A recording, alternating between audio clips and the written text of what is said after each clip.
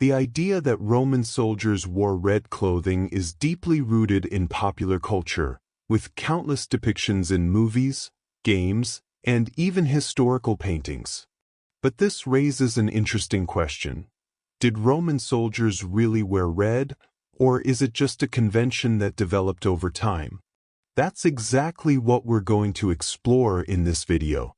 In Roman culture, the color red had a strong connection to Mars, the Roman god of war, who was invoked by soldiers before battles.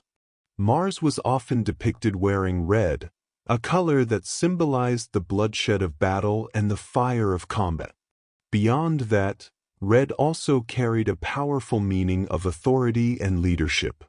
Ancient writers like Martial and Plutarch frequently mention the use of red among Roman soldiers and leaders. For example, Martial, in one of his epigrams, notes that Gaul, a region conquered by the Romans, also used red, a color that pleased both soldiers and farmers alike.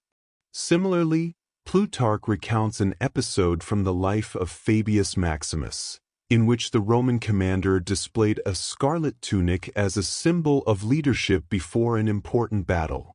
However, the biggest factor influencing the color of a soldier's clothing wasn't just symbolism, it was the availability of dyes. Contrary to what many believe, red was actually a cheap color to produce in ancient Rome, especially since it came from plant-based sources.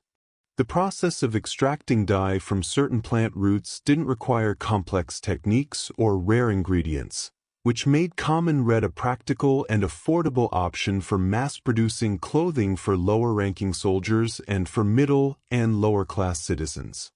On the other hand, scarlet red, a more vibrant and long-lasting shade, was much more expensive to produce. This particular shade was made using a more valuable dye, and the process required more effort, skill, and cost. Because of that, it was typically reserved for high-ranking individuals or military officers, such as generals and emperors. But even though red was a common color among Roman soldiers, it wasn't necessarily a standard. During the early periods of Roman history, the legions didn't have a standardized uniform. This was largely because in the early Republic, soldiers were citizens serving temporarily, and they often had to provide their own gear, including their clothing. As a result, soldiers' tunics varied in color, fabric quality, and style depending on each person's financial means. Some soldiers wore simple wool or linen tunics in shades of white, beige, or brown, while others could afford more colorful clothing depending on their wealth and social status. For example, a fresco from Pompeii shows a Roman soldier wearing a white tunic, which clearly illustrates how common these color differences were.